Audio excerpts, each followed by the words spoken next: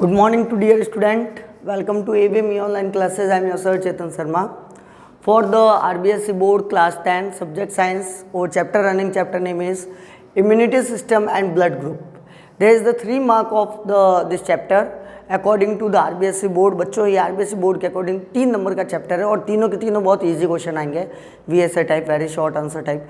तो इसको please focus करना. आज का जो वीडियो सेगमेंट है which is very very important for us because today we have discuss about to the structure of antibody which is the essentially to come into the exam 101% chances 101% chances to come in the exam. यानी कि ये exam में exam regarding point of view से बहुत ही ज़्यादा important topic है आज का, है ना. तो आज के वीडियो लेक्चर को मिस मत करना. और एक चीज़ और मैं आप लोगों को रिक्वेस्ट कर रहा हूँ, वीडियो को प्लीज़ स्किप कर करके मत देखना. क्यों? नहीं तो फंडामेंटल टॉपिक्स आप लोगों को बेस क्लियर नहीं हो पाएगा और जब तक बेस क्लियर नहीं हो पाएगा कुछ भी समझ में नहीं आएगा. अब बच्चों ध्यान से समझना, ठीक है ना. चलो आज का जो टॉपिक है, डिस्कशन टॉपिक, मैंने आपको बता दिया स्ट्रक्चर ऑफ एंटीबॉडी. इससे रिलेटेड 1 या 2 नंबर के क्वेश्चन आ सकते हैं, है ना. तो स्ट्रक्चर ऑफ एंटीबॉडी में सबसे पहले देखो तो मैंने यहाँ पर ये ड्रॉ करके जो बताया है वो ये स्ट्रक्चर ही है. अब मैं पॉइंट वाइज इसको पढ़ूंगा और आप लोगों को एक एक पॉइंट को यहाँ पर मैं बताऊंगा कैसे हुआ, ठीक है ना. तो प्लीज़ फोकस करना और ध्यान से समझना. फर्स्ट है structure of antibody is the Y in English letter. ध्यान से सुनना, आप लोगों ने इंग्लिश अल्फ़ाबेट पढ़ा होगा. तो जो वाई आप लोगों के सामने आता है तो वाई का जो शेप बना हुआ होता है, देखो जनरली ये जो शेप बना हुआ है वो वाई का ही है, ऐसा करके और ये ऐसे. तो कैपिटल वाई का जो शेप आता है, एक्चुअली मैंने गलत बना दिया है, ये ऐसे करके और ऐसे है. तो आप लोग यहाँ लुकिंग करिए, सेम शेप यही आ रहा है. तो स्ट्रक्चर ऑफ एंटीबॉडी का जो शेप होता है वो वाई लेटर के अंदर होता है. कैसा लेटर होगा बेटा? वाई, और वो भी कैपिटल वाई. ओके, चलिए next. It is made up of the 4 structural unit. इसमें देखो 4 स्ट्रक्चरल यूनिट हो गई. 4 स्ट्रक्चर बोले तो ये देखो 2 यहाँ पर हो गई और 2 यहाँ पर हो गई. 4 स्ट्रक्चरल यूनिट्स होती है यहाँ पर. कितनी स्ट्रक्चर यूनिट्स होती है? 4. अब 4 को यहाँ पर डिवाइड किया हुआ है. बच्चों देखो 4 को इसने कैसे डिवाइड किया हुआ है, ध्यान सुनना. 2 को इसने बोल दिया हैवी. अब यहाँ पर देखो मैंने एच लिखा हुआ है ना. एच का मतलब क्या? ये हैवी भी है. हैवी का मतलब क्या? जो मोटी हो. तो ये देख लो ये मोटी हो गया. हैवी इसलिए क्योंकि इसमें एमिनो एसिड कितने हो गए? 440. हैवी इसलिए होती है क्योंकि ये 440 एमिनो एसिड होते हैं, जबकि ये एल का मतलब लिखा है मैंने लाइट. लाइट इसलिए क्योंकि इसमें एमिनो एसिड 220 होते हैं.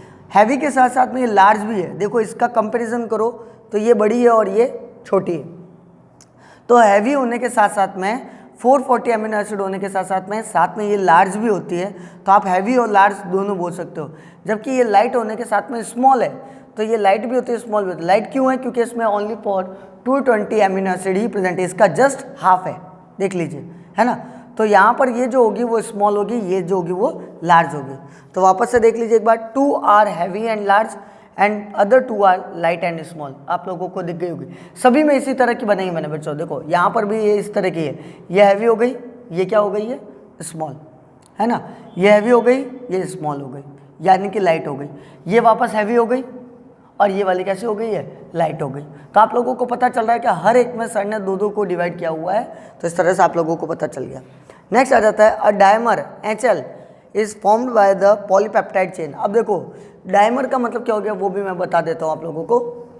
जो H और L है यहाँ पर देखिए, ये आप लोगों के H हो जाएगी क्योंकि ये हैवी है और ये L यानी कि ये छोटी है. इसको ही देख लीजिए, चलो वहाँ तक जाने की जरूरत नहीं, इसको ही देख लीजिए. ये H है यानी कि ये हैवी हो गई और ये L हो गई. इन दोनों के बीच में क्या बना होता है? पॉलीपेप्टाइड बॉन्ड बना हुआ होता है, पॉलीपेप्टाइड चेन बनी हुई होती है.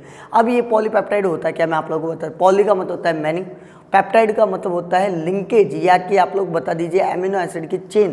तो यहाँ पर देख लीजिए ये दोनों एक दूसरे से चेन से बने हुए हैं, ये दोनों एक दूसरे से लिंक हुए हुए हैं, ये एक दूसरे से लिंक है. दिख रहा भले अलग अलग है लेकिन ये अलग नहीं है, सेपरेट नहीं होते. ये डायमर्स होते हैं जो कि पॉलीपेप्टाइड बॉन्ड से बने होते हैं. और इनमें बॉन्ड कौन सा लगता है? डाई सल्फाइड बॉन्ड बनता है. देखो S और S यानी कि डाई हो गए. 2 सल्फर के बॉन्ड आपस में इसको क्या करते हैं? बॉन्ड करके रखते हैं. ये दोनों चेन भी बॉन्ड है, ये दोनों चेन भी बॉन्ड हो गई और ये दोनों चेन भी बॉन्ड हो गई.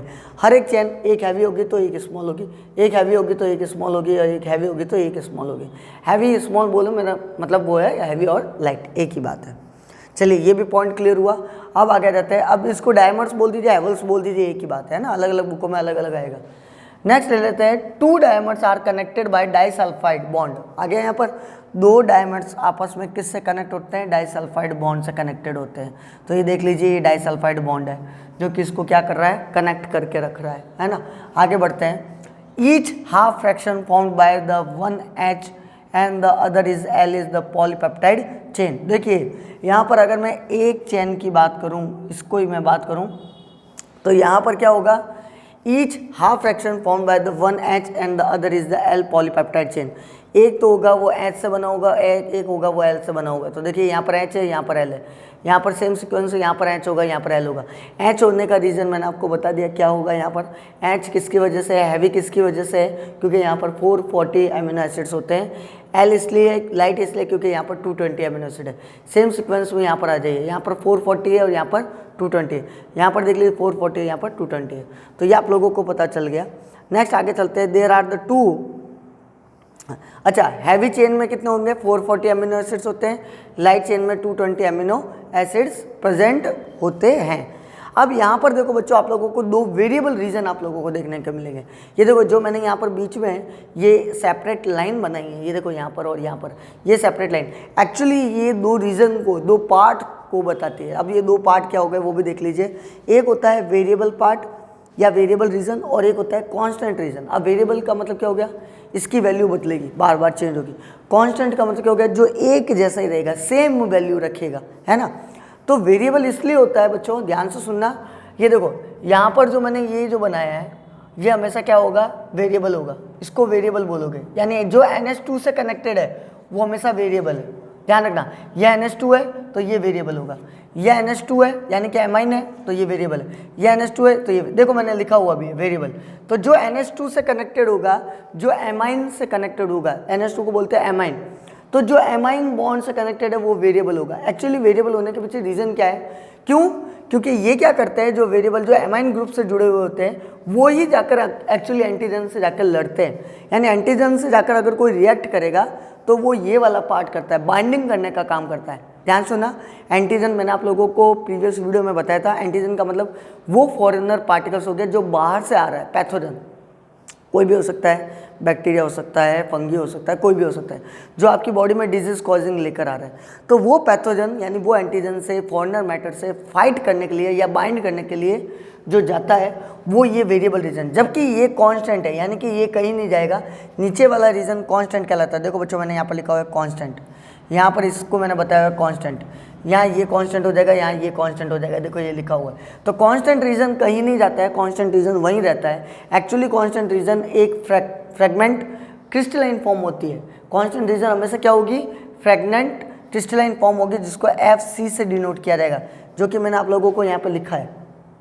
अच्छा, जो कांस्टेंट रीजन होता है वो किस बॉन्ड से जुड़ा हुआ होता है, कार्बोक्सिलिक बॉन्ड, COOH, इसको कार्बोक्सिलिक बॉन्ड बोलते हैं। देख लीजिए ये कांस्टेंट रीजन है, COOH बॉन्ड से जुड़ा हुआ है। ये कांस्टेंट रीजन है तो ये COOH से जुड़ा हुआ है। ये कांस्टेंट है तो COOH, ये कांस्टेंट है तो COOH, ये कांस्टेंट है तो ये।